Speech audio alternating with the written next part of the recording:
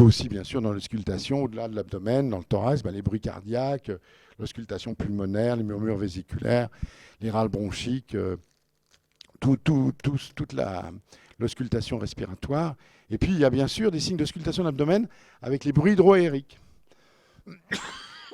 Lorsque votre abdomen est normal, il y a des gargarismes, des bruits, l'abdomen se contracte, les anses grêles, je veux dire, se contractent physiologiquement, et puis on entend comme des bruits de gaz, glou-glou dans l'abdomen. Bon.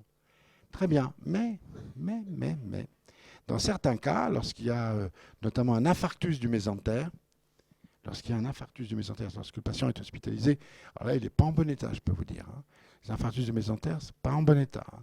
C'est-à-dire qu'on a un arrêt des matières et des gaz, de la fièvre bien volontiers, un choc, choc infectieux. Le patient, il est vraiment, en général, il a une polypnée, une dyspnée, une sueur, une hypercapnie majeure, et puis il y a l'auscultation de l'abdomen avec un ventre globalement très douloureux, avec de la contracture abdominale, ou en tout cas de la défense généralisée. Il se retrouve avec un ventre complètement muet auditivement, silencieux, complètement un silence de mort. On appelle ça le silence sépulcral. On a l'impression qu'on entre dans une tombe. C'est sépulcral. C'est ce que les anciens appelaient comme ça. Je trouvais que c'était bien imagé, mais c'est la vérité. C'est l'abdomen complètement silencieux. Il n'y a plus aucun gargarisme, aucun bruit, rien. Pourquoi ? Parce que les anses grêles sont sidérées. Elles sont plus vascularisées. Elles sont un peu distendues. Elles souffrent parce qu'elles ont une ischémie majeure dans les territoires énormes de l'abdomen, plus ou moins énormes. Et donc, vous avez des anses grêles sidérées. Comme ça. Et donc, il n'y a plus rien. On n'entend plus de bruit. Et donc, c'est inquiétant. Dans ces cas-là, ça, c'est un grand signe. Il faut vraiment aller vite, là, hein, parce qu'on n'est pas sûr de rattraper les gens, malheureusement. Voilà. Ensuite, bien sûr, après tous ces éléments-là, que ce soit l'abdomen, le thorax, ce que vous voudrez, un examen complet, surtout si les signes d'appel sont vraiment des signes abdominaux ou pelvipérinéaux, ou pelviens, je veux dire. Évidemment, il faut faire les touchés rectaux et vaginaux, c'est une femme. Il faut effectivement voir s'il y a un pelvis normal. Surtout si les signes d'appel sont pelviens. Polyménorrhée, aménorrhée, douleur abdominale chronique, douleur abdominale aiguë hypogastrique, etc. Rectorragie, ménorrhagie, métrorragie, tous ces symptômes qu'on a vus tout à l'heure, dont on a vu les différentes définitions.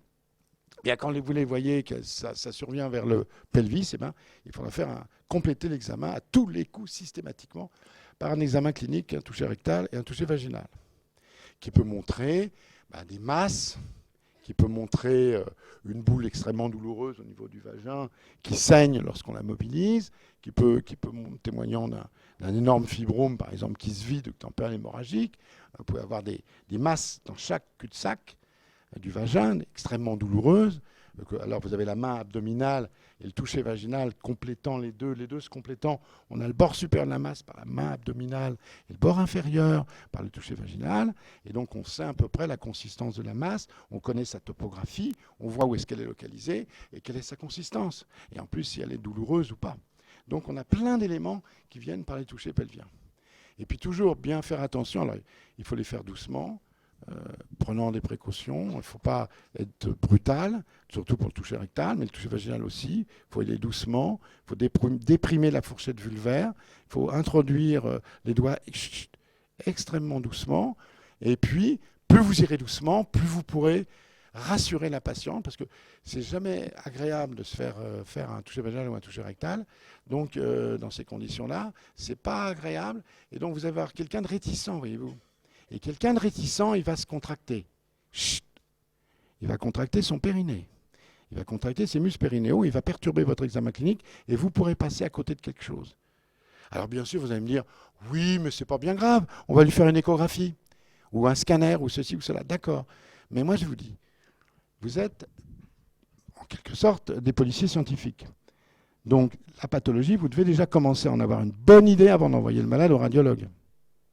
Donc si vous avez fait correctement votre boulot, vous savez très bien que vous avez quelqu'un qui a une masse pelvienne qui vient de se compliquer, par exemple, c'est l'exemple, qui est douloureuse, qui est probablement un kyste de l'ovaire tordu, etc., etc. Donc vous allez attirer l'attention du radiologue. Vous n'allez pas lui dire scanner comme ça, écho. Ça.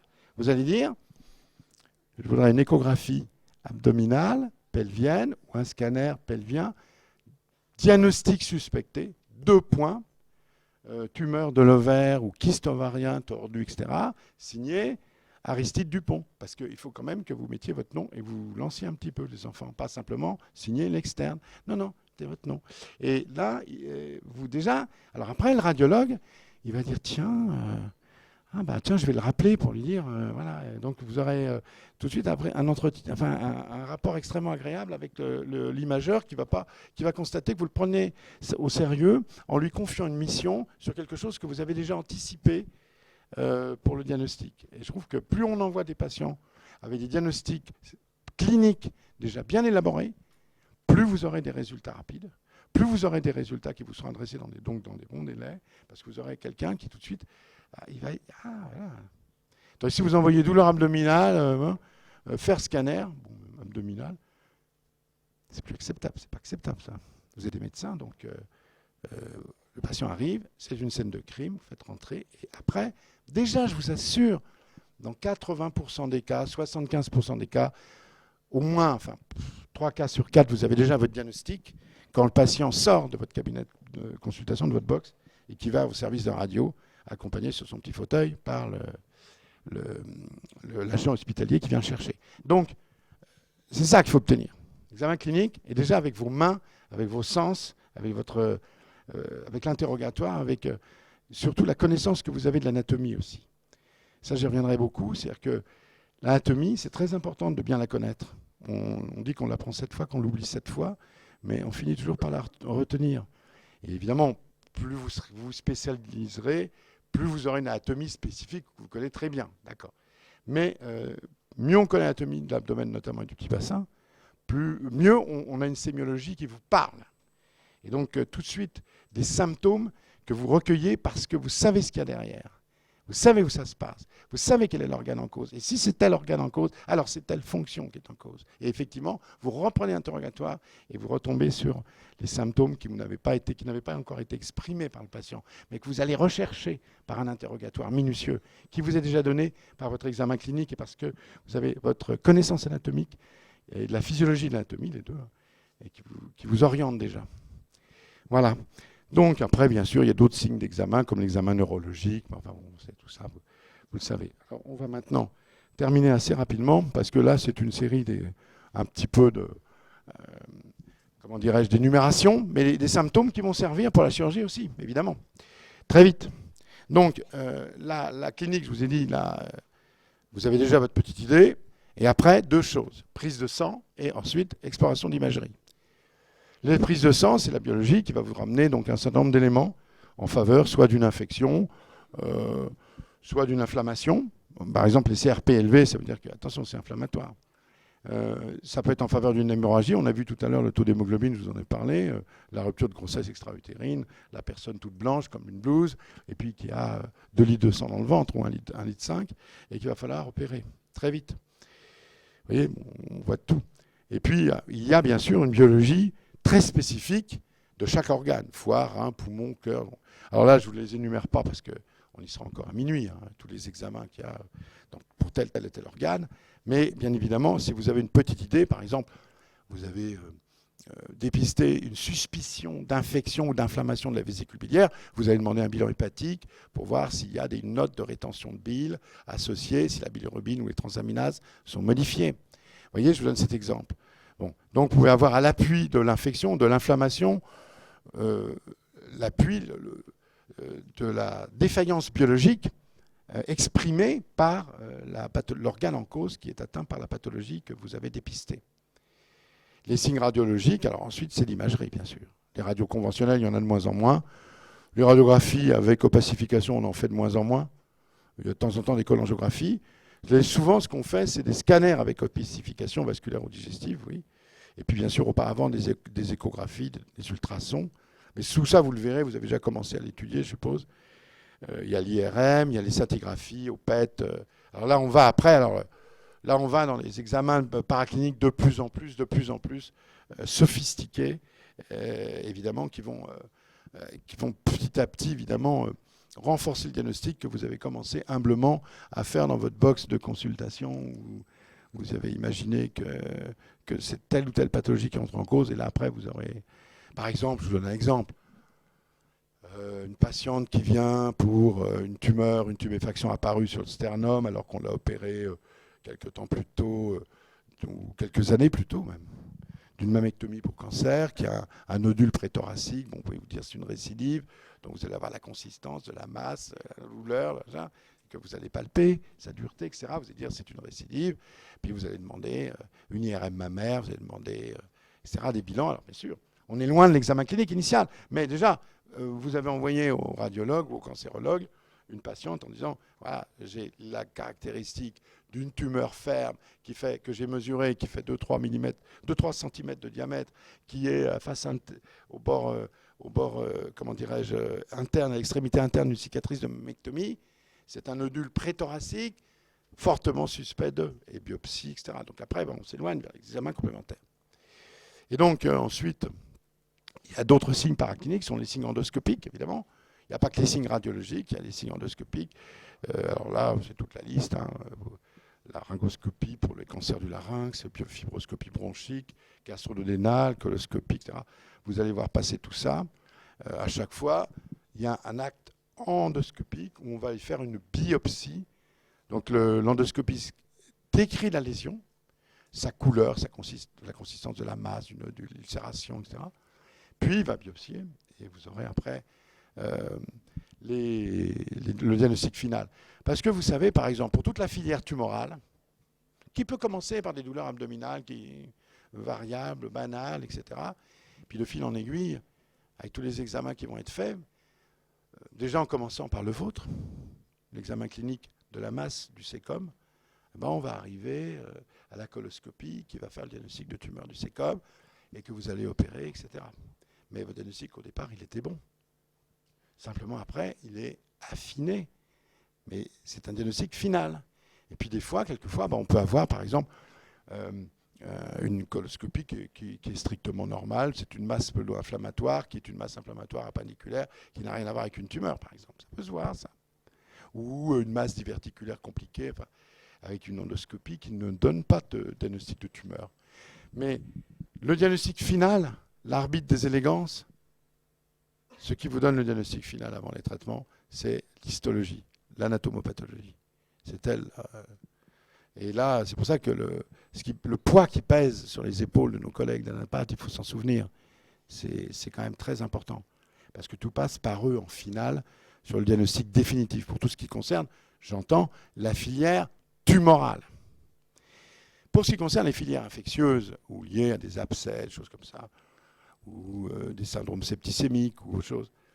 Alors la touche finale, l'arbitre des élégances, si vous voulez, c'est pas l'anapathe évidemment, c'est la bactériologie, la virologie, les études en culture, les tests, etc. Donc tout ça, c'est les signes biologiques spécifiques qui vont en finale devant un syndrome, par exemple septicémique. Vous avez un patient qui manifestement cliniquement est en syndrome septicémique. On fait un prélèvement, il a telle ou telle maladie, c'est par exemple le virus Ebola, on arrive à avoir le diagnostic à la fois biologique et par études coproculture, test des selles, enfin tout le Bataclan, et on arrive comme ça à faire des diagnostics qui interfèrent quelquefois avec la chirurgie. Vous voyez, donc par exemple, l'amibiase hépatique ou entamoeba histolytica, type histolytica, qui sont des atteintes par amibiennes qui bousillent le côlon, etc., qui peuvent faire des abcès dans le foie, qu'on peut drainer ou qu'on traite par Maintenant, on les traite très facilement par le flagile, par des antibiotiques. Mais voilà par exemple des syndromes infectieux qui vont avoir des complications chirurgicales ou d'ordre chirurgical. Vous voyez, tout est un peu intriqué dans l'infection. Et donc en chirurgie, la chirurgie se promène aussi aux confins de l'infectiologie parce que vous avez toute une série d'organes qui peuvent s'infecter, qui peuvent s'abcéder, exemple les vésicules, exemple les appendices, et exemple éventuellement même aussi les annexes, les trompes. peut avoir des salpingies, des abcès appendicules, des abcès salpingiens, des piosalpinx, comme on dit. Pios en grec, c'est le pu. Hein. Salpinx, la trompe, piosalpinx. Donc on peut se retrouver avec des poches de pu dans l'abdomen, enfin, dans le pelvis, absolument importantes. Il y a aussi des traitements chirurgicaux complétés par les traitements médicaux, etc., etc. Donc voilà, pour vous dire qu'on a aussi, de façon plus chronique, pour toute une série de pathologies, alors plus au long cours, d'ordre chirurgical ou pas, vous avez des tests d'exploration fonctionnelle, respiratoire, cardiaque ou endocrinienne, qui surtout sont des tests, assez souvent aussi, qui concernent les anesthésistes, qui veulent apprécier, par exemple par échocardiographie ou signe fonctionnel, des épreuves cardiaques, voir si le patient peut supporter une intervention plus ou moins lourde, des choses comme ça. Là, ça interfère avec l'anesthésie, plus rarement avec la chirurgie, sauf lorsque, par exemple, on a des explorations fonctionnelles thyroïdiennes qui montrent qu'il y a un nodule toxique qui va produire beaucoup comment dirais-je, d'hormones thyroïdiennes, un nodule toxique qui peut effectivement devenir chirurgical avec une thyroïdectomie subtotale ou qui enlève le nodule. Et donc les explorations endocriniennes ont quelquefois des interférences avec une thérapeutique chirurgicale. Donc voilà, mais ce qu'il faut savoir, c'est que le maître, le diagnostic final appartient toujours à l'histologie. Toujours à l'histologie.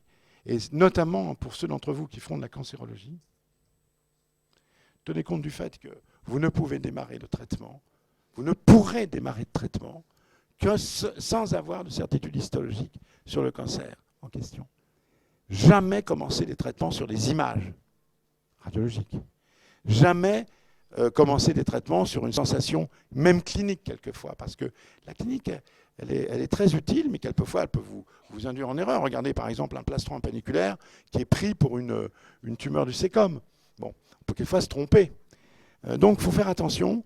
La seule chose qui compte, c'est le résultat de l'examen ANAPAT, de l'examen histologique. Ou alors, dans le cas de la filière infectieuse, ce que j'appelle les pathologies infectieuses, bien sûr, le germe en cause ou le virus en cause. Et ça, évidemment, là, vous avez d'autres éléments diagnostiques. Voilà. Est-ce que vous avez des questions à poser? On a presque terminé. Ça vous a paru clair? Hein? J'espère que je ne vous ai pas trop perturbé avec ma toux, mais c'était compréhensible. Ben, je vous remercie.